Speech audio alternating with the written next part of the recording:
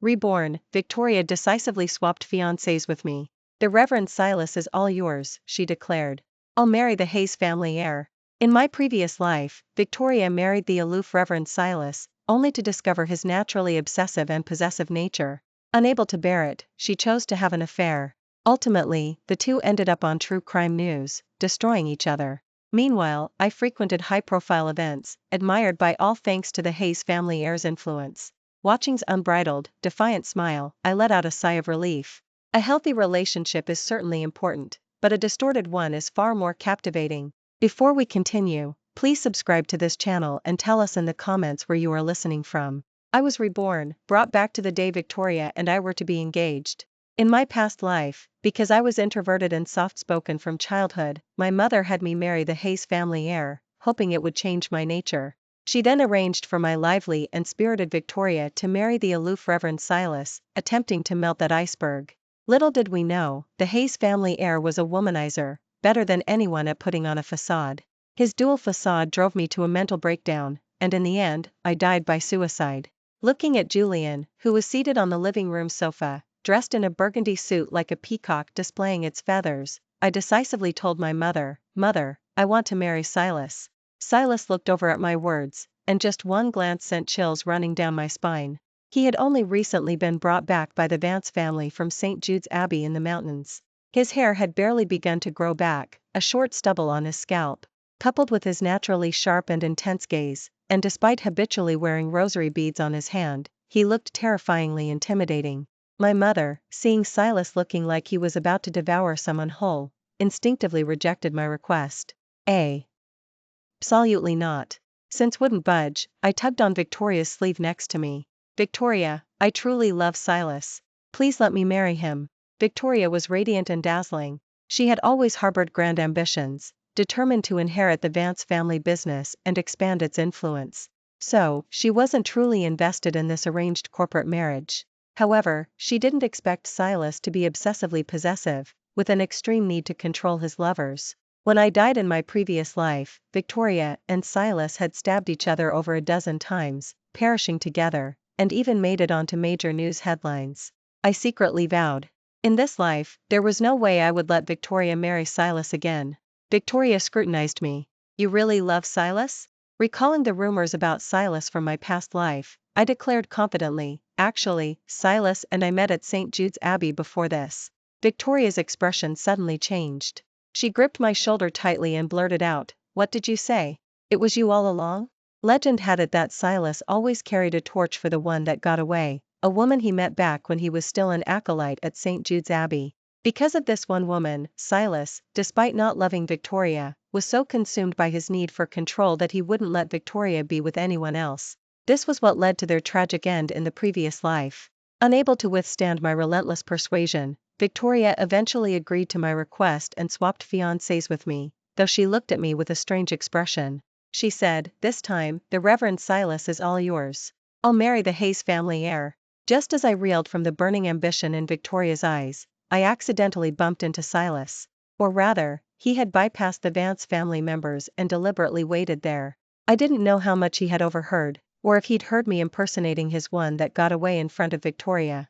Silas's gaze fell on me, his eyes dark and profound, like a beast lurking in the dark, waiting for its chance.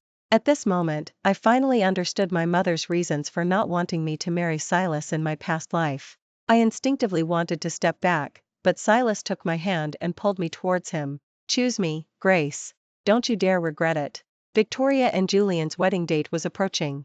The family's cash flow had recently encountered some issues, and they urgently needed financing from the Hayes family. At the wedding, Victoria looked stunning in her white gown, completely mesmerizing Julian.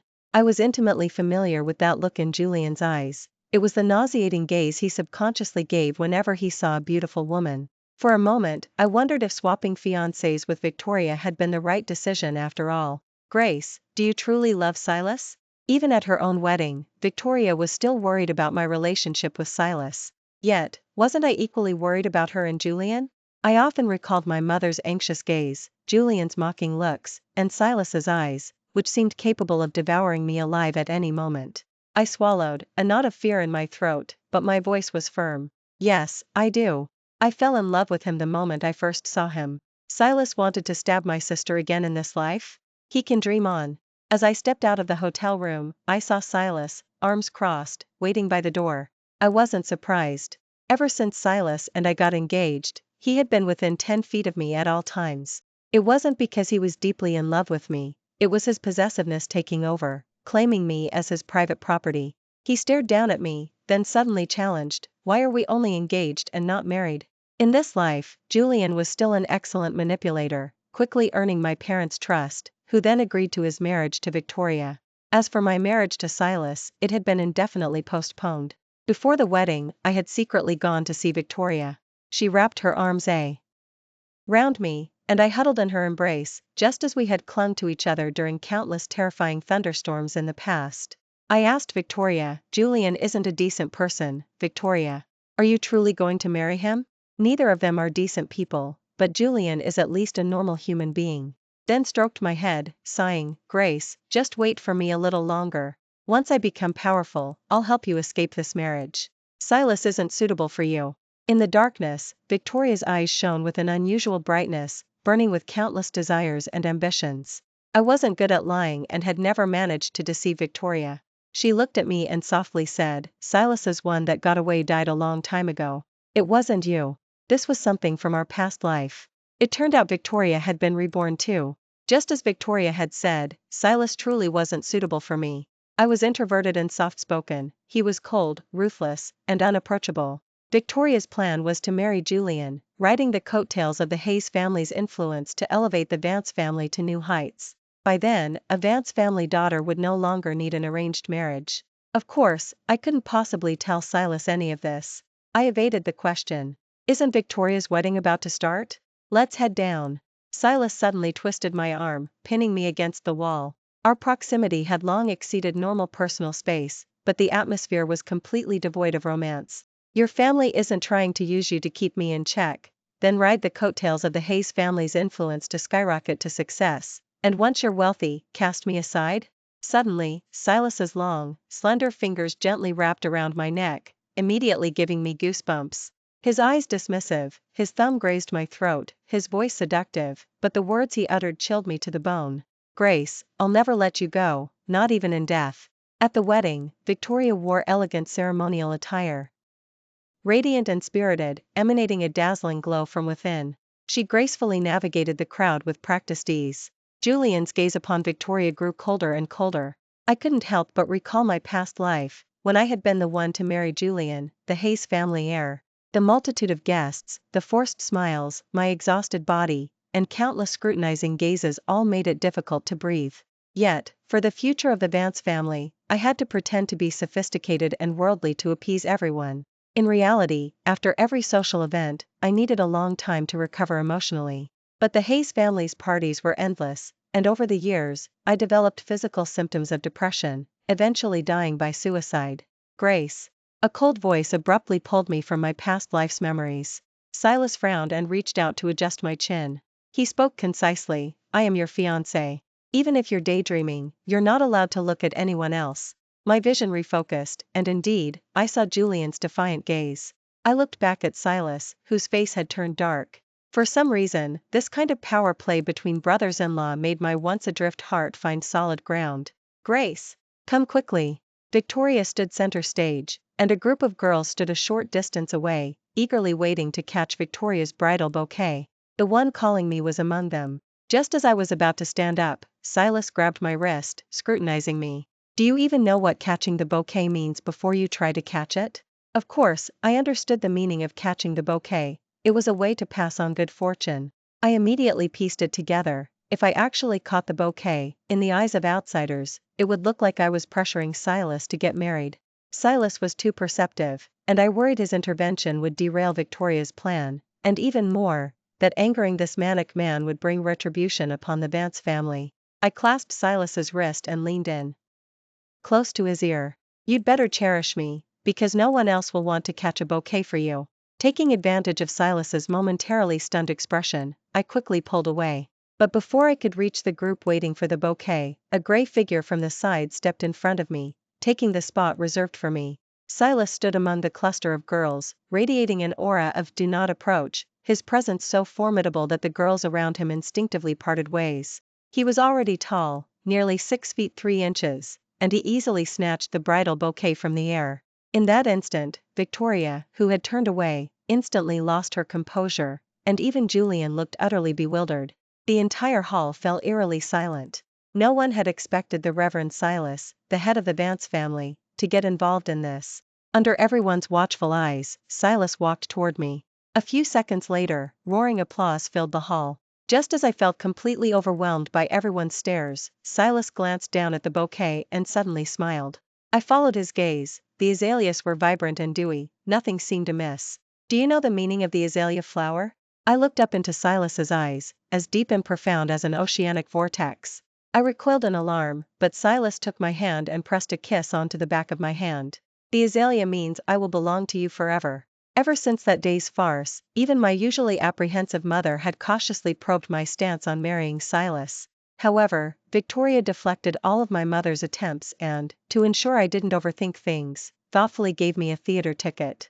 The play performed today was the of Alicia, the love story of King and Lady. I sat quietly in the audience, watching Lady drift further and further away under the hazy moonlight and a gentle drizzle. Then, a blue silk ribbon flew out, and King stumbled towards Lady. Ultimately, King failed to catch her. So close, yet gone in an instant. Just one step away from perfection, but destined for tragedy. This play caught my breath. My gaze fell on the leading actress, who portrayed Lady, ethereal, like an ethereal moon goddess. Even after the curtain call, she was still damp and a little disheveled, but her eyes were unusually bright, revealing how much she loved the stage. Victoria had arranged an all-inclusive service for me, and soon I was ushered to take a photo with the lead actor. I discreetly observed the actress playing Lady. She was looking at me too. If you're interested, you should give it a try, she winked. I have a knack for reading people, and I never make mistakes. You belong on this stage. After the staff took my photo, they urged me from behind, and I moved aside for the next person to pose with the lead actor. The girl's words echoed in my mind, and my steps faltered. I stood on the stage, looking at the 100-odd seats. Just imagining a full house made me feel a slight nervousness. Suddenly, my gaze froze. In the exact center of the last 3 rows, a man who had been sound asleep took off his hat, revealing his signature short hair. Silas seemed to have just woken up, but that couldn't mask his intense presence. He coldly scanned the stage, his gaze meeting mine. He opened his mouth, slowly mouthing words to me. I had specifically learned lip reading during my charity work in my past life. So, I was sure Silas said, "I found you again." My curiosity for the play was completely overshadowed by Silas's intense presence. I frowned instinctively and hurried out of the theater. At the entrance, Silas was already out, leaning against his luxury SUV, watching me approach him step by step. Before I could speak, Silas took a step forward and suddenly reached out, pinching my cheek. He stared straight into my eyes, his gaze so intense it felt like it could burn me. "Grace, you played a trick on me." Silas said it with such certainty, as if I were a sorceress who could manipulate him, the exalted head of the family, at my will. I swatted his hand away. "Are you out of your mind? I dreamt of you." "What?" I looked up at Silas in disbelief, surprised to see even his usually placid eyes were filled with suspicion. "What did you dream?" Silas suddenly pinned me against the car window. He leaned down, his forehead tentatively touching mine. "I dreamt. I kissed you, just like this." Silas was ultimately too concerned with appearances to kiss me passionately right at the theater entrance. But having self-restraint didn't mean tabloid reporters did. The next day, scandalous headlines about a passionate embrace between Silas and me outside the theater made the front page of the entertainment news. I couldn't be bothered to go home and deal with the gossip, so I hid at Victoria's house. Before I even entered, just reaching the foyer, I heard a furious argument, followed by the sound of a glass shattering. "Victoria, do you even have a heart?" Julian rarely became this hysterical, literally freezing me in place for several minutes, just as I was about to leave. Soon, Victoria's cold voice came through. "This is just a marriage of convenience, Julian. What are you making a fuss about?" How familiar those words were. In my past life, when I, overwhelmed by the burden of being Mrs. Hayes, proposed divorce, Julian thought I was getting jealous of his womanizing and his numerous affairs. This time, however, the one getting jealous was him. "I'm sorry, did I interrupt something?" I was a bit surprised to hear a new person's voice in such a conversation. I curiously peeked inside, only catching a glimpse of a loosely tied robe and faintly defined abs. Miss? I quickly covered Martha's mouth, shaking my head at her. Fortunately, Julian's outburst was loud enough that no one noticed Martha or me. Fine. Victoria, now you're bringing men home, aren't you? Just by the looks of him, you two definitely. Seeing the conversation growing increasingly sensitive, I quickly turned and left. Outside, a light rain began to fall. I took the umbrella Martha offered, and just as I stepped out of the garden patio, a luxury SUV pulled up, its hazard lights flashing. Silas rolled down the window, revealing the stark half of his face. Get in. Once inside the car, I could distinctly feel Silas's scrutinizing gaze. He seemed to have mistaken my shaken demeanor for that of a disheveled, homeless person. In any case, Silas was extremely pleased with my appearance. He reached out and played with my hair. I dreamt of you again.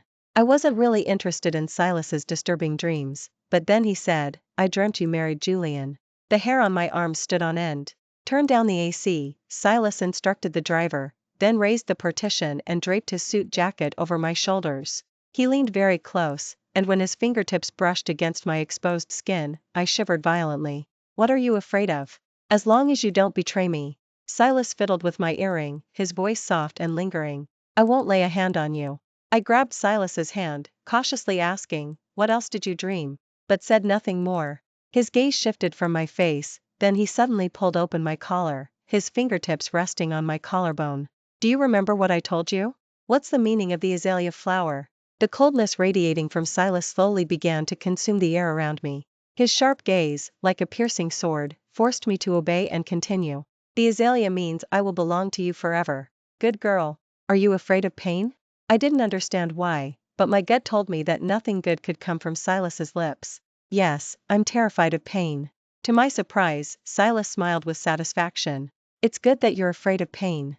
That way, you'll remember it well. He pointed to my collarbone. I want to tattoo an azalea flower here. Silas suddenly released me, then tore open his tie. An azalea flower was tattooed on his collarbone. The car was eerily silent, and only two words echoed in my mind, manic. Silas didn't take me back to the Vance family estate, instead, he brought me to his private estate. His private estate was sparsely decorated, much like Silas himself, austere. Are you ready? Looking at the disarrayed tools on the table, I nervously swallowed and tentatively asked him, you're not actually planning to tattoo me here, are you? Silas didn't speak, but his expression betrayed him. Manic. I turned to leave, but Silas suddenly pulled me into an embrace. His voice was deep, and because he whispered directly into my ear, it made my ear tingle. Grace, you chose me first. He turned me to face him, his forehead touching mine, then took my hand and placed it on his collarbone. I already tested it for you. It really doesn't hurt much. So that's where Silas's chest tattoo came from, but I still found it absurd. Did really think I would be deeply touched by what he did? I wanted to tell Silas that if I could, I wouldn't choose anyone. Choosing him was a last resort. Silas, perhaps overbearing and forceful nature had completely ignited my rebellious streak. For the first time ever, I didn't flinch from Silas's gaze, I stared intensely back at him. You don't respect me. My resistance startled Silas for a moment, but he quickly recovered. The dim light finally allowed Silas to tear off his usual facade. He raised his hand and tightly clasped my neck. Tell me, why did you betray me? Why did you marry Julian? The more I heard, the more my heart pounded. Just as I braced for the worst, Silas suddenly let go, then tenderly touched the red marks on my neck. Tell me, you love me forever. I wanted to laugh, because love me forever was too idealistic, and anyone who believed it too naive. I couldn't believe it came from Silas's mouth. Perhaps had squeezed my neck too hard, I felt dizzy and disoriented, as if I had returned to that humiliating twilight. In my past life, Julian and I had been a seemingly loving couple. At first, Julian wasn't so brazen as to bring those women home or let me encounter them. So, I turned a blind eye. But the unspoken understanding between us was finally shattered because I had an affair, and Julian himself caught me in the act. Julian did investigate who the affair partner was, but after I woke up that day, I couldn't remember clearly. I only remembered that when Julian found me, I was disheveled. These memories from my past life flooded my mind, especially those hazy ones, becoming even more vivid. In an instant, I felt as if I was back on that day. Tell me, you love me forever. I snapped my eyes open, my collar was wide open, and a sharp pain radiated from my collarbone. The azalea flower there was vibrant and lifelike. I dressed, tears stinging my eyes and my nose throbbing. The moon hung high in the sky. I looked at the sky outside, then slowly realized something. What kind of affair partner could hide from Julian, an all-powerful heir, right under his nose? Who was it that always grabbed people by the throat? The answer became horrifyingly clear. My heart plummeted into an icy abyss. Just as I was planning my escape, Silas seemed to sense it, knocking on the door from outside. His low voice came through the door. I glanced at the curtains and bedsheets I had torn down, quickly hid them, and tiptoed towards the door. Feigning anger, I yelled, "You've gotten what you wanted. What are you still doing here?" Silence stretched on outside. My heart pounded faster and faster, praying for Silas to leave quickly. "It's swollen there, I've come to bring you medicine." Communication was better than silence, at least. I grabbed the bedside lamp and hurled it at the doorframe, screaming, "Get out! I've left the ointment by the door. Remember to take it." He wasn't forcing the door open? I sneered. He must be satisfied, even his temper was reined in. I pressed against the door, listening. I waited for almost 10 minutes, ensuring Silas was gone, then immediately retrieved the escape gear I had prepared. The room was on the 3rd floor, and the strips of cloth would only get me between the 1st and 2nd floors. I looked down at the azalea on my collarbone and took a deep breath. In my past life, I jumped from the 15th floor. What's this distance compared to that? Unfortunately, reality differed slightly from my ideal, and the strips barely reached the 2nd floor. Standing by the 2nd floor window, I looked through the tall floor-to-ceiling window and saw Silas confronting Victoria. My heart instantly found solid ground. Victoria had arrived. She brought bodyguards and unceremoniously kicked open the front door, storming straight to Silas. "Silas, where is my sister?" Victoria slammed her palm on the table, resting her hands on it. "Don't play dead with me. Grace came to find me between 5 and 6 o'clock, and the surveillance footage shows you picking her up." Silas glanced at his watch. "It's only 9 o'clock. What do you think I could have done to her?" "A lot can be done in 3 hours." Victoria took a folder from her assistant. Come with me, and the Eastern Estate project is yours." I instantly realized Victoria was humiliating Silas. The title Reverend wasn't a compliment, it was a mockery, satirizing Silas as the Vance family's illegitimate son, who, due to his obsessive and violent nature, offended the then heir to the Vance family and was sent to St. Jude's Abbey. Surprisingly, spending years in seclusion at the Abbey, instead of suppressing his aggression, it taught him to mask his true nature. Once he consolidated power, he eliminated all rivals within the Vance family. The family now was completely different. The younger generation was unprepared, and the elders were either gone or sidelined. No one in the entire Vance family could stand against Silas. Silas was such a ruthless and calculating person. I couldn't imagine if Victoria, by provoking him like this for my sake, would offend him and face retribution. Silas took the folder and nodded with satisfaction. "It seems your terms are quite generous. Too bad, Grace and I aren't something you can so easily get rid of."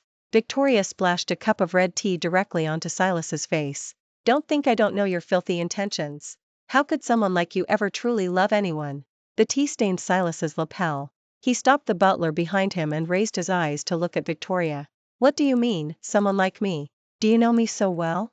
Silas took out a handkerchief to wipe his face, then said something startling. "Victoria, I had a dream. In it, I married you." He stepped closer to Victoria and lightly lifted a strand of her hair. "Too bad, I stabbed you to death." At these words, the entire living room fell into an eerie silence.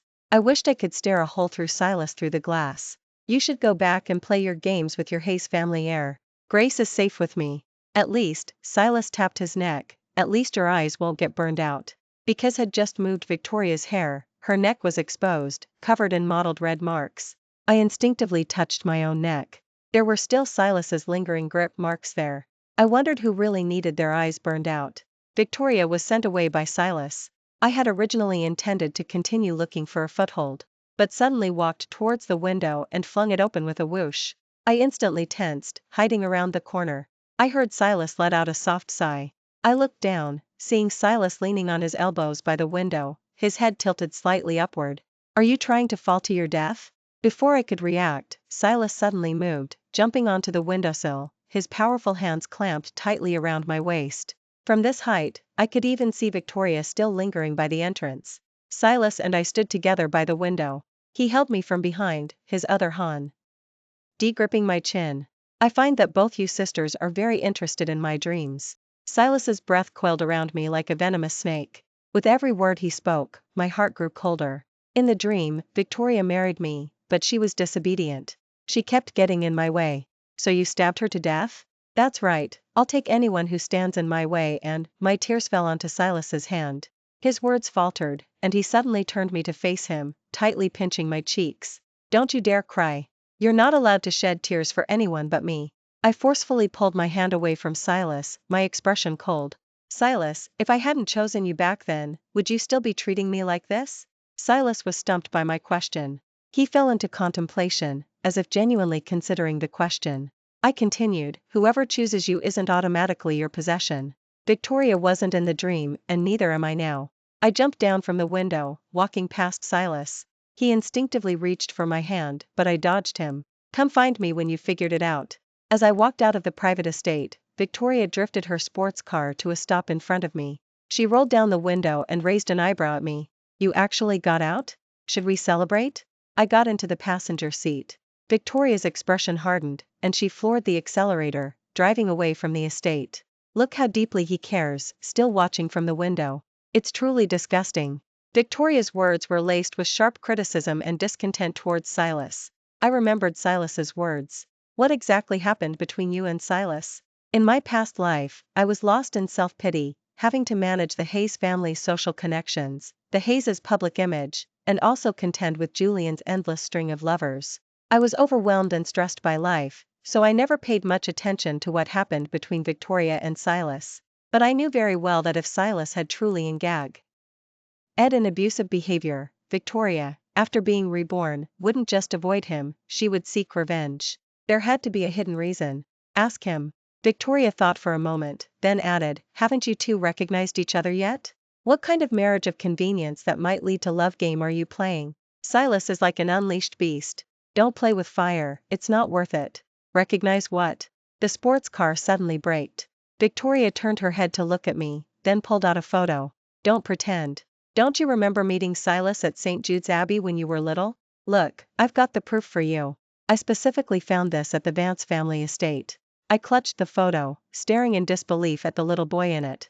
Isn't this Julian as a child?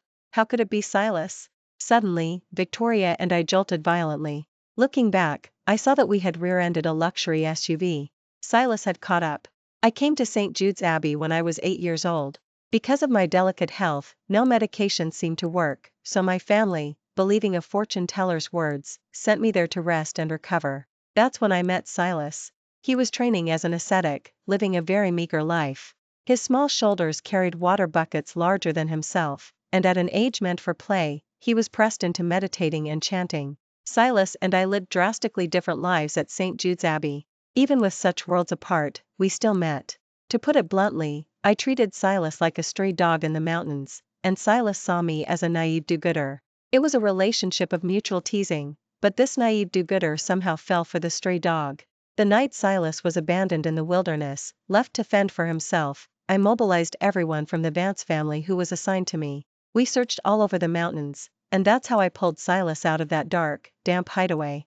It seemed no one in the Vance family could escape their mercantile nature. They were not NLY driven by quick profits but also saw everything as a transaction. Everyone said I was different from the Vance family, gentle and quiet, easily deceived. But deep down, I was no different from the rest of the Vance family. So, when my young self found Silas, he was lying on the ground, disheveled and defeated, and my muddy shoe pressed against his chest. Listen, I saved you. From now on, you will only listen to me. Thinking back now, I sighed. Ah, youthful ignorance. The effort to find Silas had involved everyone, got me grounded at home by my family, and indirectly offended the Vance family. Not only did I not punish Silas or extract every ounce of his usefulness, but I even rewarded him back then? I want grace.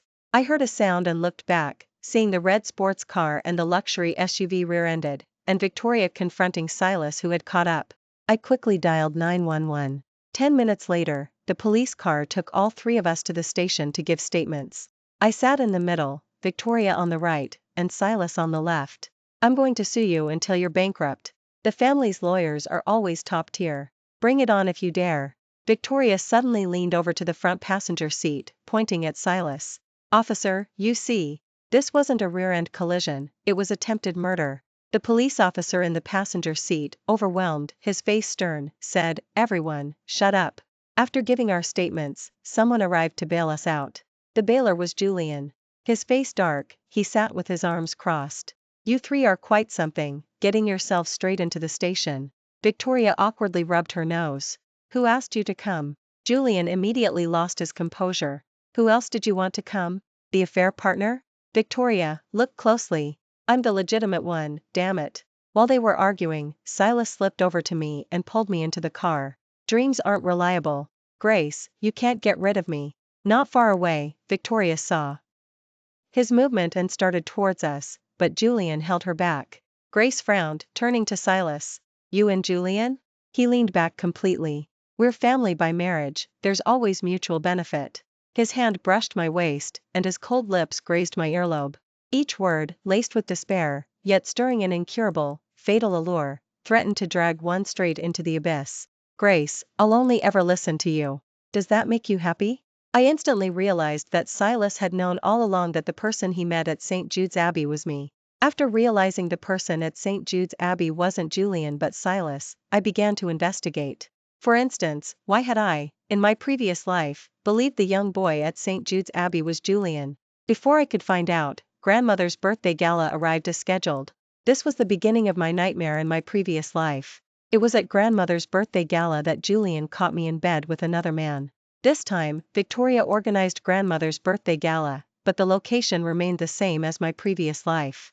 Victoria chose the family's ancestral mansion for the event. This was my suggestion to Victoria. I'm not a good person, and I've always believed in an eye for an eye. Even for the events of my previous life, I intended to find those who harmed me. Once the banquet began, I was extra careful about what I ate and drank. Even with the air thick with clinking glasses and extravagant revelry, I couldn't relax. "Second, when are you planning to marry Silas?" My parents shielded me, fending off the social climbers. As I watched the crowd, a sudden realization hit me. That's not right. In my previous life, I was Mrs. Hayes, but this time, Victoria was. I quickly scanned the room for Victoria. Sure enough, Victoria, who was usually so skilled at networking, wasn't taking the opportunity to meet more executives. But thankfully, Julian was still here. I almost instinctively ran to that familiar room. As soon as I reached the second floor, a hand suddenly grabbed my waist. The of his expensive aftershave gradually made me lower my guard. Silas's eyes were like a still, deep pool, terrifyingly cold. He spoke with certainty. "Grace, you're hiding from me." Seeing a fair partner here, I couldn't help but breathe a sigh of relief. "I'll explain later, but tell me, did anyone try to lead you somewhere?" Silas saw the genuine urgency on my face and immediately reined in the dark intensity that had been brimming in his eyes. He pointed to his chest, his white waistcoat had been splashed with red wine. "Who did it?" "I don't know, just a clumsy server." I immediately looked down at the main hall. Julian was still networking among the crowd. "Silas, help me." Silas's throat worked, his voice hoarse. "My help comes at a high price. Name your terms." 3 seconds later, Silas suddenly reached out and touched my forehead. "Never mind. Tell me, what do you want me to do for you?" "Keep occupied. Don't let him leave." "Can you do that?" Silas thought for a moment. "All right." I watched Silas go downstairs, then casually grabbed a glass of champagne and walked straight through the crowd to Julian. I poured the entire glass over Julian's head. Silas looked up slightly, watching me from the second floor. I raised an eyebrow at him and gave him a thumbs up. Seeing the commotion and argument downstairs, I started searching from the room on the second floor that had been crucial in my previous life. Not there. Not there. Still not there. I took a deep breath, trying to calm myself. Just then, I saw a server furtively heading upstairs. Something was off about the server. Silas and Julian, the two major figures, were creating such a scene downstairs that even grandmother had rushed over. The server touched his pocket, pulling out a key. From this angle, I could see half of his face. It was the other man? Last time I went to Victoria's place, Victoria and Julian were arguing, and the reason for their fight was the other man, the affair partner. So, this time, the affair partner wasn't Silas, it was him? Seeing him about to enter, I grabbed a vase and followed closely behind. Inside the room, Victoria lay unconscious on the chase lounge. The moment he saw Victoria, the affair partner started taking off his clothes with practiced ease. I looked at the vase in my hand, gritted my teeth, and knocked him out with it. The sound of the vase shattering and the man falling drew others. Or perhaps, they wouldn't let any disturbance go unnoticed. I immediately locked the door. Soon, there was knocking outside. After a full 3 or 4 minutes, I groggily opened the door. Eleanor pushed through the crowd and hugged me tightly. "Grace, are you all right?" I feigned ignorance. "Of course, I'm fine. I just had a bit too much to drink and came here to rest." Eleanor held me, her eyes darting nervously inside. When she saw something, her eyes lit up. "Grace, your sister is gone too. Could she have also had too much to drink?" Then, Eleanor pulled Julian over, eagerly pushing him towards the room. "Julian, hurry and go get Victoria back." "No need. I'm right here." Victoria emerged from behind me, subtly pulling me from Eleanor's embrace. Then, she flashed a smile and warmly linked arms with Eleanor. "Excuse me, everyone, my personal matters have delayed you all." Eleanor still wanted to peek inside, but Victoria gently stopped her with a smile. After the crowd dispersed, Silas was waiting for me, having changed into clean clothes. "Did it go well?" I tugged on Silas's sleeve and led him into the room. "You might need to help me with one more thing." I led Silas to the bathroom door, pulled back the curtain, and there, in the bathtub, lay the unconscious server. Silas frowned. "He's the one who spilled red wine on me. And he's also the affair partner they arranged." "The affair partner?" Silas suddenly gripped my shoulders, scanning me up and down. "Grace, tell me you're all right. Otherwise, I'll go insane." I was about to swat Silas's hands away but unexpectedly met his gaze. I froze. I suddenly realized that Silas was genuinely terrified something might have happened to me. But could someone as powerful as him also be afraid? "I'm fine. I wasn't the target, my sister was." Silas visibly relaxed and quickly arranged for someone to clean up the scene. "Wait, there's this too." I opened the cabinet and poured out a pile of vase fragments. Silas took my hand, carefully examining it, then his gaze deepened as he looked at the unconscious server. "Leave him to me. I guarantee he'll talk." Of course, I knew Silas's methods, but I wasn't a saint. I had no fondness for anyone who tried to harm my family. However, as I looked down at Silas, who was kneeling on the floor cleaning up the vase fragments, I suddenly asked, "Silas, why are you so good to me?" "I told you." Silas brushed non-existent dust from his expensive suit's lining, then reached out and took my hand. My hand rested on Silas's neck, his eyes seemed unfocused, and the depths of his gaze were filled with desire. "Grace, I am your dog. I can do anything for you." Silas was uncharacteristically docile at that moment, a stark contrast to when he had choked me and demanded answers. I have no for choking people, so I immediately released Silas's neck. Silas lowered his head, his cheek rubbing against me repeatedly, like a trained wolf dog. "Does this make you happy?" Just as I wondered why Silas was so compliant today, he suddenly said, "Grace, I had another dream." My emotions were on a roller coaster, soaring and plummeting. "This time, you died."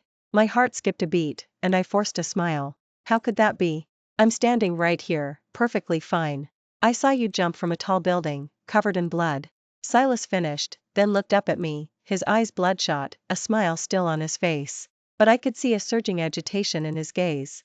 Clearly, Silas was struggling to control himself. I composed myself and comforted him. "No, it won't happen. Dreams aren't real." But my heart grew colder and colder, a strange thought entering my mind. Had also been reborn?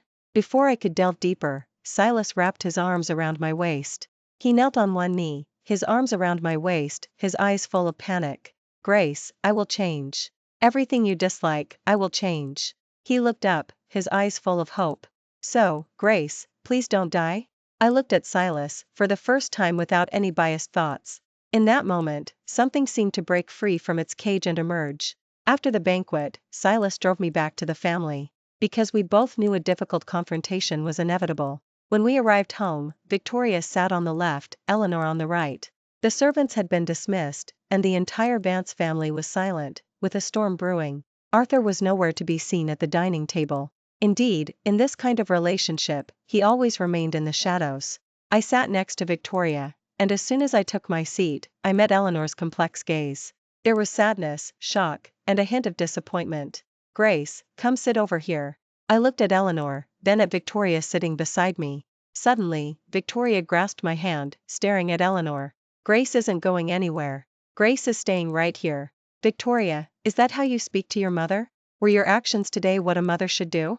Though was as composed as she usually was at a negotiation table, I could feel her trembling hand, indicating she was merely putting on a brave face. Yes. Who could accept that the scheme to ruin their reputation actually came from their own mother? You're the one who stole Grace's fiancé. I don't know what remark provoked Eleanor, but she stood up, pointing hysterically at Victoria. It's you. It's you. If it weren't for you, this family wouldn't be falling apart. Silence. I looked at Arthur, who had suddenly appeared on the stairs to stop Aner from continuing, and a premonition formed in my heart. But seeing Arthur made Eleanor even more agitated. Disregarding the image she had maintained for so many years, she grabbed a wine glass and hurled it at Arthur. How dare you tell me to be silent? I bet you don't want me to reveal all your dirty secrets. Arthur couldn't stop her in time. Eleanor then rushed over, yanked me forward, and pointed a finger at Victoria's nose. You lowlife. You deserve to die just like your conniving mother. Your mother stole my husband, and now you're stealing my daughter's husband. You two, mother and daughter, are both trash. Victoria and I exchanged glances, both unsurprised to see shock in each other's eyes. But if Eleanor harmed Victoria for this reason in this life, then who harmed me in my previous life? I looked at Eleanor, and despite the shocking revelation, I tried to maintain a calm expression. Mom, if I had actually married Julian, as you wished, would you still be like this? Eleanor grabbed me. Grace, you've come to your senses, haven't you? You've come to your senses. You must take back the family. Do you hear me? Enough. Have you lost your mind? Arthur grabbed Eleanor and dragged her towards a room. Eleanor collapsed on the stairs, her face distorted, her mind on the verge of breaking down. You must marry into the Hayes family. You can't lose to Victoria. Eleanor was taken away by Arthur, leaving only Victoria and me at the dining table. Victoria rubbed her temples, a pained expression on her face. Don't worry about me. I already knew this news in my previous life. Then why didn't I know? Because, you died. Eleanor was devastated by your death, which is why she finally blurted it out. Victoria looked up at me, then tentatively pulled me to sit beside her. Grace, I know this is a lot of information for you right now, but do you really think it's just a coincidence that the exact same things are happening in this life as in your past one? At the same time, my phone suddenly rang. Silas's deep voice came from the other end. I got the information you wanted. I softly hummed, and Silas immediately sensed my change in mood. Grace, come out. I didn't speak. Silas thought for a moment, then softened his voice. Grace, I want to see you. I miss you dearly. Silas's words on the phone sounded almost distorted in my ears. The doorbell rang, and several burly men roughly escorted the other man, the affair partner. Julian, still in his flamboyant evening suit, spread his arms and whistled at Victoria. I told you, the legitimate one is always the most reliable. Silas quickly passed Julian and stopped in front of me. He raised an eyebrow, leaned in close, his gaze fixed on my lips. A man like Silas usually appeared aloof and unapproachable, like a solitary, unattainable peak. But when I looked up, he was watching me. The unattainable peak, the Reverend Silas, a mocking title, I had claimed him. Julian didn't get Victoria's embrace. With a frustrated expression, he took the affair partner from the black-clad bodyguards, then, ignoring the man's struggles and cries, dragged him all the way outside and finally threw him on the ground. The other man, the affair partner, seemed utterly terrified. Before I even got close, he was already sobbing uncontrollably. Julian crossed his arms, triumphantly saying, I always said, there's nothing quite like a bloom from your own garden. I looked at the affair partner on the ground, shaking like a leaf, and asked in confusion, why is he shaking so much? Silas quietly leaned in and whispered, Julian handled him. I only got the information you wanted. Watching strutting like a peacock, a ridiculous suspicion began to form in my mind. But can a playboy truly change his ways? Victoria, with a stern expression, coldly watched the affair partner attempting to cling to her. I give you 100,000 a month, a luxury car, and a mansion, and you still conspire with outsider S against me? The other man, the affair partner, brightened when he saw Victoria. He instantly stopped his wailing and cried with a tear-streaked face. This sudden change in demeanor left me utterly astonished. Victoria's expression softened slightly. Forget it. For old time's sake, if you confess honestly, I won't make things difficult for you. Damn it. Julian cursed under his breath behind me, but Victoria's glare immediately silenced him. Looking at Julian, I could see he was gritting his teeth in frustration. TSK. He was suffering in silence. At this moment, Silas suddenly remarked, "Turns out, being a seductress also requires talent." I looked at Silas, incredulous. What was he pretending? Wasn't he the most talented one? Silas's methods of seduction were far more sophisticated than the affair partner's. The affair partner knelt on the ground, his eyes filled with tears. "Victoria, believe me. I was forced. Your mother forced me. She said that if you and I were seen together, I could marry into the family." Victoria suddenly slapped him. "Idiot." Before could react, Victoria grabbed the affair partner's tie and dragged him closer. "How dare you talk about marrying into the family? Is family standing something you can aspire to? It seems I've spoiled you into having no idea of his place." Julian pouted nearby, grumbling, "Who gets legally married only to end up like me? And who becomes an affair partner only to end up like him?" Silas, feigning disinterest, provocatively glanced at Julian and quietly asked him, "Does that sting, Julian?" Victoria seemed to be hitting and scolding the other man, but in reality, it showed a deeper intimacy. Towards, however, she was polite and distant, which Julian's pride couldn't accept. Julian couldn't stand being provoked. I discreetly pinched Silas's waist, intending to tell him not to cause more trouble. But he misunderstood. "Behave. Your sister and brother-in-law are watching. We'll continue this at home." Before I could say anything, I met Julian's resentful glare. Silas, beside me, straightened his back, as if saying, "That felt good." This farce eventually implicated someone no one would have expected, grandmother. Julian, of all people, couldn't understand. "Why would my grandmother harm you? Harming you with this would only make me lose face." Victoria rolled her eyes at him. "How much is your face worth? Is it more important than the Hayes family's influence?" When we returned to the family's ancestral mansion, grandmother had been waiting for a long time. The old lady had long been a devout woman, though no incense smoke clung to her. When she saw me, she said, "I had originally chosen you as my granddaughter-in-law. What a pity." My heart tightened. Victoria took my hand beside me and gently patted it. "Well, that's unfortunate. After all, I'm your granddaughter-in-law now."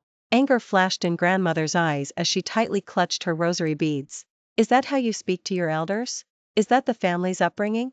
In one day, Victoria was reprimanded by 2 elders consecutively, and comically, they even used the same rhetoric. "How Vance family raises its children is none of your concern. After all, your Hayes family is rotten at the top." Julian pointed at himself, about to say something, but Silas blocked him with a hand. Grandmother looked at me, a cold sneer on her face.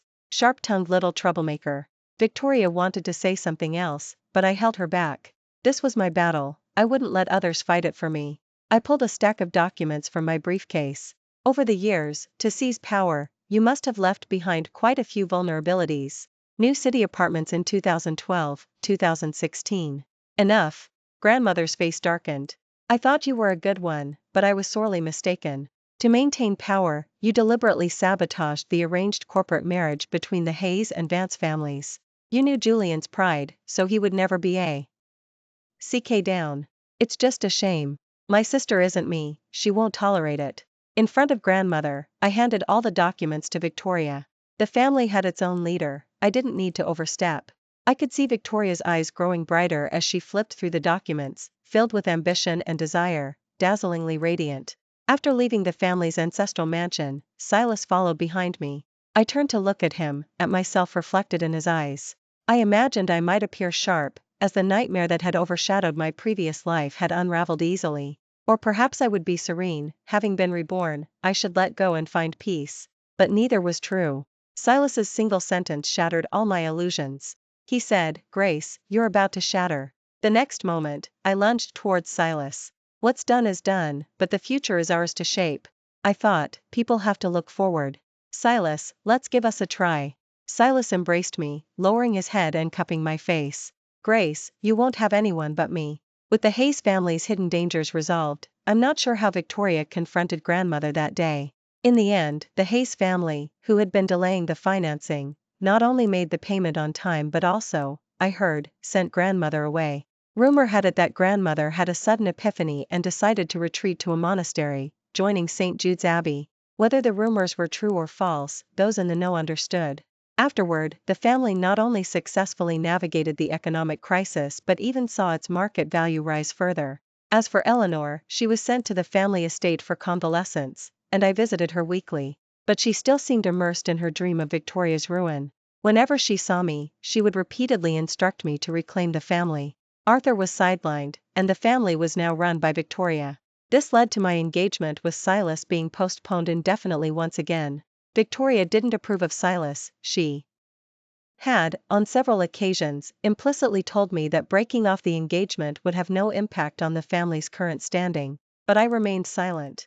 A faint voice inside me told me to wait a little longer. Silas wouldn't disappoint me. During my first month of drama classes, Silas would pick me up punctually from the back exit of the theater every day. Home, a word alluring enough for both him and me. Initially, Silas would get upset when he saw me surrounded by a group of people, even dragging me into the car without regard for my feelings. But now, Silas would simply wait by the car like a large dog awaiting its master's return, well-behaved and patient. Bye, Grace, see you the day after tomorrow. I said goodbye to my friends and hurried down the stairs.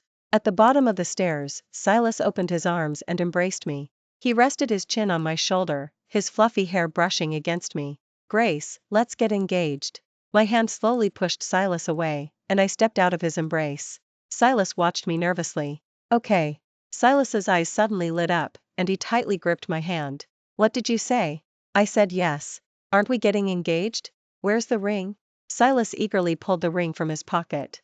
He knelt on one knee, gently bowed his head, and guided my hand to his face. I looked at the ring on my finger and asked him, what kind of ring is this? It looks so strange. Silas smiled. It's our engagement ring. This isn't a ring, it's a collar. Silas took my hand and placed it on his neck. The breeze swept his hair from his forehead. At that moment, Silas and his younger self from years ago merged into one. The satisfaction of regaining what was lost filled me. When it came to things that belonged to me, I was often ruthless and unscrupulous. Grace, I don't care how you treat me. Just don't let go. I touched Silas's face and smiled.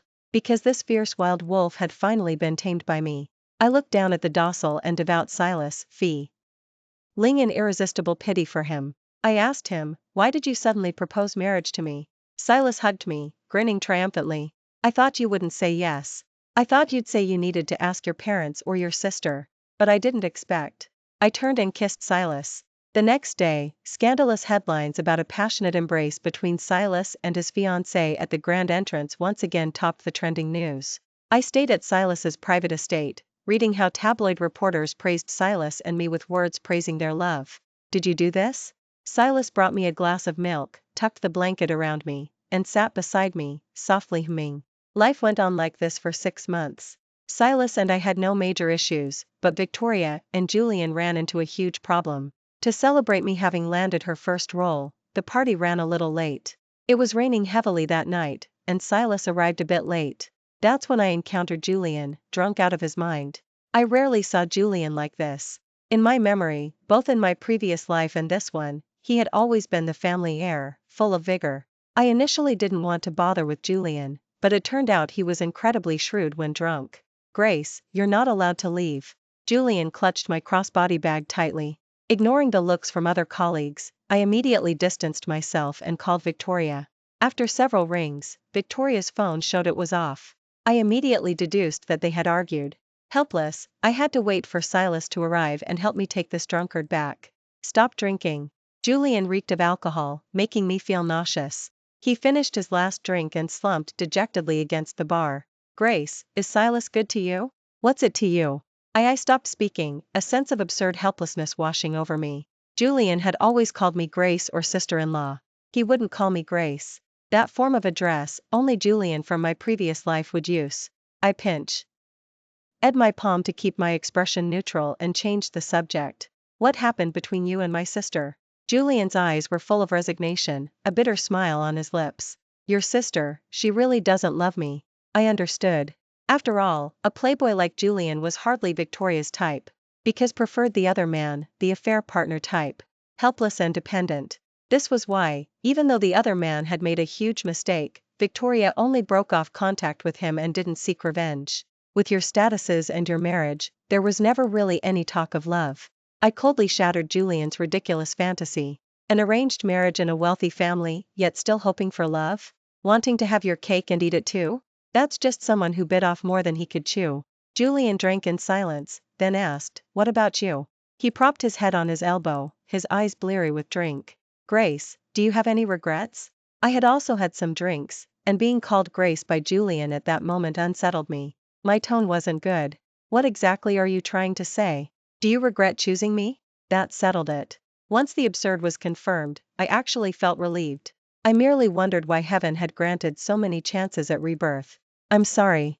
Julian apologized to me. The family heir lowered his expensive head. He looked at me, his face full of remorse. Grace, your previous life must have been difficult. The tragedy and depression of my previous life mostly stemmed from my own mindset. All those various lovers, whom he didn't hide well, often sought me out. Did they not add a touch of color to my stagnant life? Julian had good taste. When those girls, with their unspoken ulterior motives, tried to please me, that was when I felt most at ease. What fault was theirs?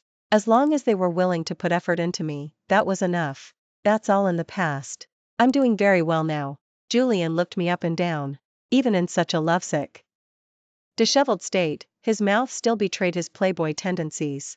Silas certainly takes good care of you. At least better than I did. Just as I was about to say something, Silas's cold voice came from behind me. Grace, come here. I turned, and Silas was looking at me with a stern face. It was raining heavily outside, and his suit still had some lingering water stains. Julian raised an eyebrow, picked up his wine glass, and provocatively raised it to Silas. My heart pounded. My intuition told me there was a secret between these two men, but suddenly wrapped me in a blanket and led me away from the glittering nightclub. I pulled back the blanket and saw Julian lying spread-eagled there, yelling for a server to call Victoria. As if nothing had ever happened. I shrank back, and when I looked up, I met Silas's turbulent eyes. If you keep looking at him, I won't mind ruining that face. Silas was having an episode. The partition of the luxury SUV slowly rose, and Silas was wiping rainwater with a towel. I forced a smile, wanting to take the towel from him. However, Silas pulled out a handkerchief and gently wiped my hands, again and again. The scent I had always loved now felt heavy, large raindrops splattered on the car window, and inside the car, a storm was brewing. Just as I was thinking about how to break the ice, Silas suddenly spoke. Do you regret it?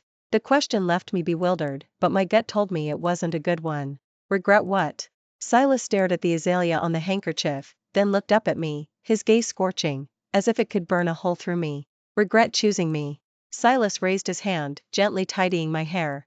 Just as I let out a small sigh of relief, he dropped the cold smile from his lips, suddenly gripped my neck, and pressed me against the car wall, his cold, sinister eyes fixed on me. I heard everything. Grace, you still like him, don't you? Silas's words genuinely made me laugh in exasperation. Silas, are you really that secure? He seemed to soften slightly, but still stubbornly leaned closer, stroking my cheeks that were flushed from his grip. At that moment, Silas's eyes were filled with pathological fixation. But you didn't want to divorce him, you were willing to share with other women for him, you even jumped to your death. Now that he's upset, you're like a dog, fawning over him with yearning eyes. Silas's words were cut short by the slap I gave him. I regained control, yanked his tie, and gripped his jaw with one hand. Are you sober now? Silas instinctively rubbed against my hand, then quickly lowered his head and admitted his mistake. I'm sorry, I'm having an episode.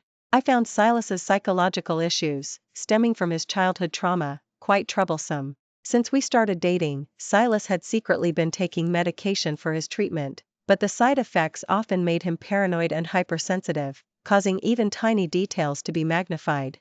This wasn't Silas and my first argument. Silas fought against the side effects daily but gradually became unhinged, trapped by his own insecurities and his love.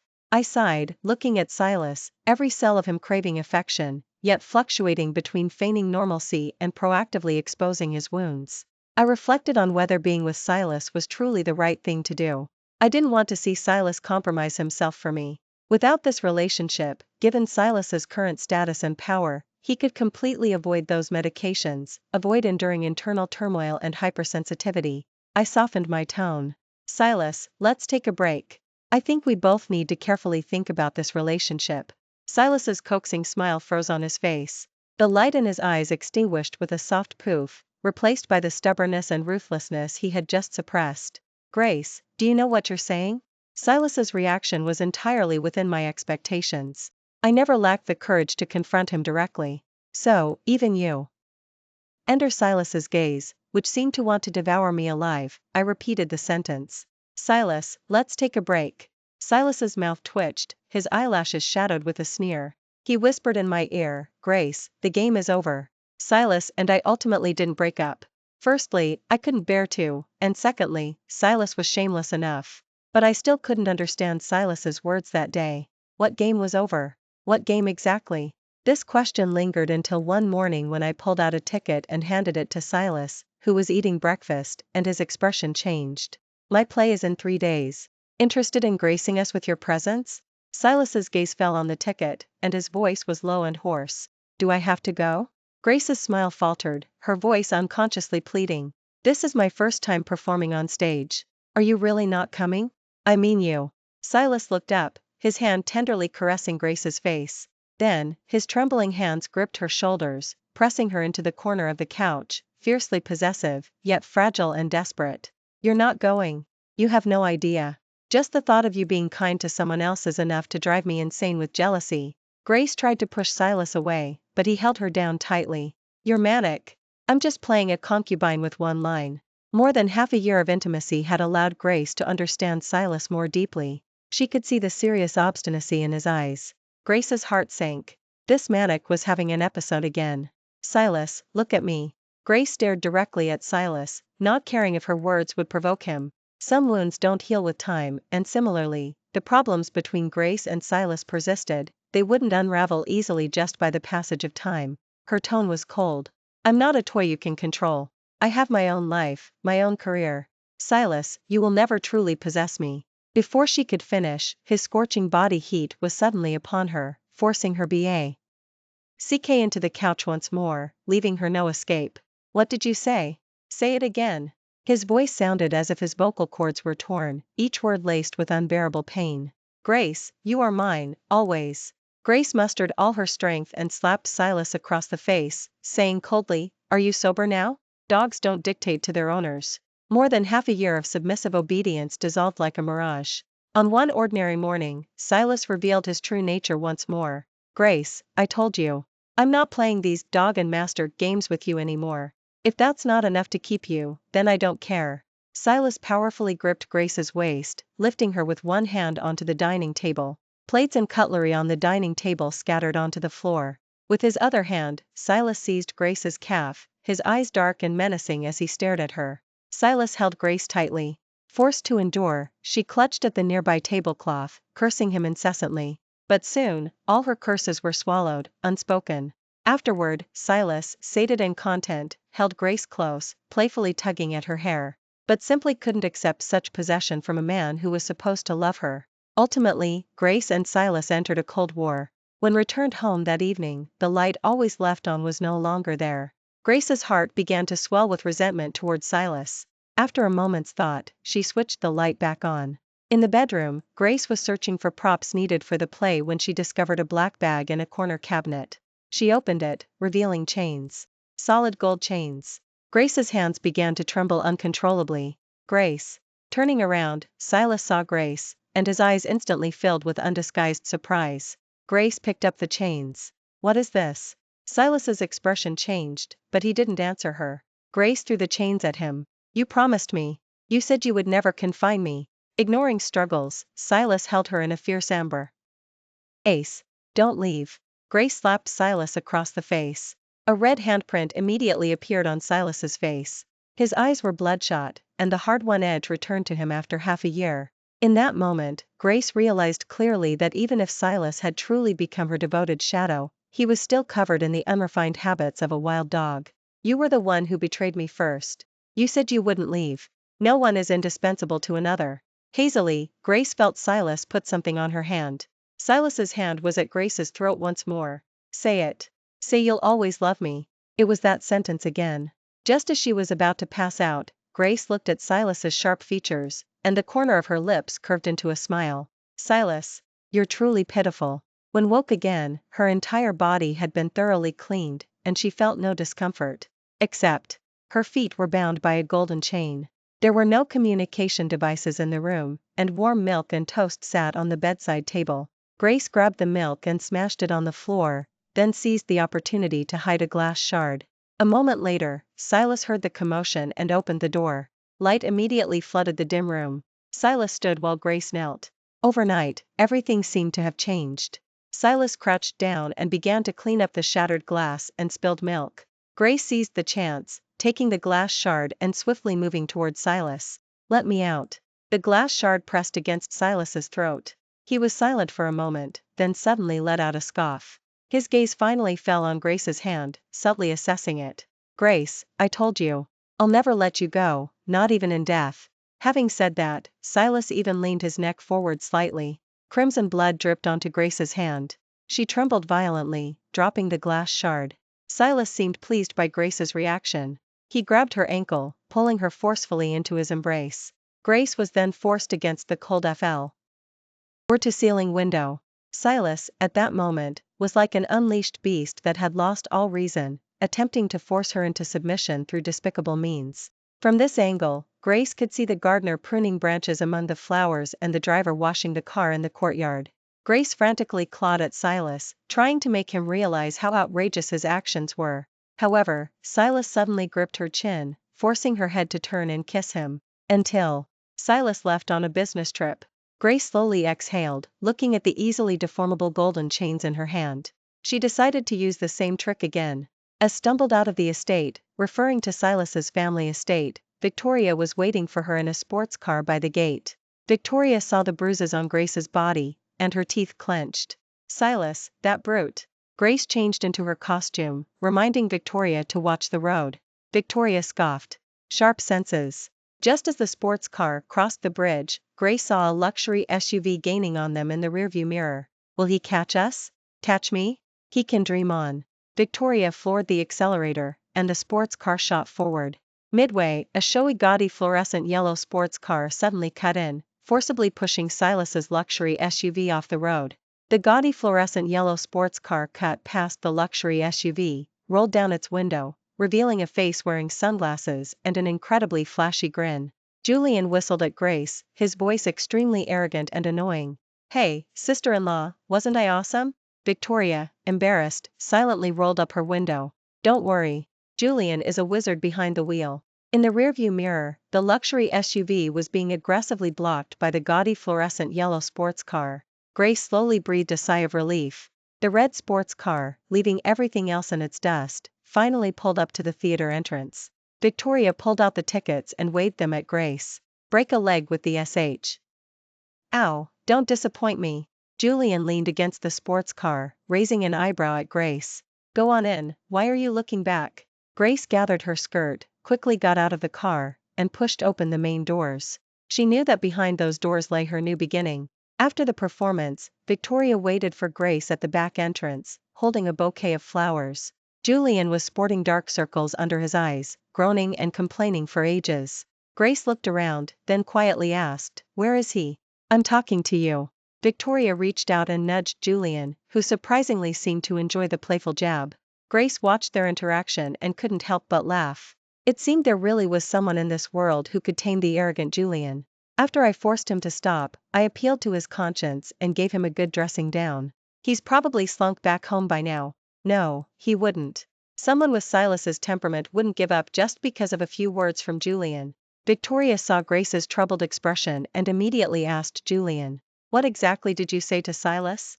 "Nothing much, I just asked him if he wanted to drive Grace to her death." Grace shuddered, remembering the scene of Silas kneeling before her that day, begging her to live. Silas knew. He definitely knew. Grace grabbed Victoria's hand. "Vic, he knows. He must know everything." Victoria understood instantly. "What are you going to do?" Grace sped toward the estate, referring to Silas's family estate, in Victoria's sports car. "Miss, why are you back alone? Didn't Mr. Silas return with you?" After answering the butler, Grace called Victoria. Victoria and Julian were checking surveillance footage. Victoria tried to calm Grace. "Grace, don't panic. Think, where would Silas usually go?" "Vic." Grace abruptly interrupted Victoria, looking up at the city's tallest skyscraper. It was the same skyscraper from which she had jumped to her death in her previous life. "I think I might know where Silas is." Grace parked the sports car by the roadside and rushed into the skyscraper. Victoria and Julian followed behind, intercepting the receptionist and bodyguards who tried to stop her. Grace pressed the button for the 15th floor, watching the elevator ascend slowly.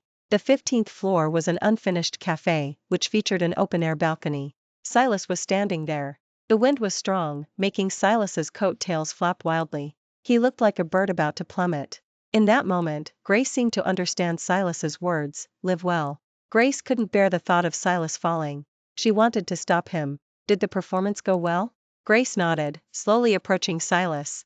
"I'm sorry." Grace froze. She had never imagined hearing those words from Silas. Silas stood at the edge of the balcony, his expression calm, seemingly indifferent to the fate of being shattered if he took one more step back. "Are you in pain?" He glanced back at the dizzying height, his shoulders slumped, eyes slightly red, and his voice hoarse. "Grace, I remember everything." Grace tried to pull him back. "Just come down first. I ruined you. You married Julian, successful and brilliant, but I had to meddle. I made you a target of ridicule. If it weren't for me, Julian wouldn't have given up on everything, and you wouldn't have suffered physical symptoms of depression from being singled out and subjected to silent treatment." Silas became increasingly agitated as he spoke, an unnatural flush rising to his face. "Grace, I'm willing to die for you." Just then, Victoria and Julian arrived, bringing a therapist with them. "Mr. Silas, please calm down. This is Silas's therapist. Don't worry, let the professionals handle it." Victoria tried to comfort Grace, but she cried and shook her head. "He won't accept a therapist." Grace was on the verge of breaking down. "Victoria, he remembers everything. I can't keep it a secret anymore." Grace had always known about Silas's feelings for her, but in her previous life, he was Victoria's husband. Grace couldn't imagine how much it would impact the stock values of all three families if such a secret and unethical affair came to light, or what devastating news it would be for Victoria. Grace had kept this secret buried deep in her heart forever. Until's house, where he collected Grace's belongings, was exposed, and Victoria, disgusted by his obsession, sought to destroy everything. In the end, Silas and Victoria died together in that house. This love was distorted and heavy, but Grace had invited it herself. Grace chose to stand before Silas and uttered the words he had always yearned to hear. "Silas, I will love you forever." Silas blinked, his lips trembling, and asked again, "What did you say?" Grace gazed into Silas's eyes, which had come alive again because of her words. After a moment, she repeated, "I will love you forever." The world is never short of love. Even a wild dog will find someone to cherish it. As long as the sun shines brightly, and a dog still wags its tail, Grace will love Silas forever. Thank you for listening to today's story. If you enjoyed this video, please like and share it with your friends. We look forward to hearing your thoughts and opinions in the comment section. Don't forget to subscribe to our channel for more exciting stories. See you next time.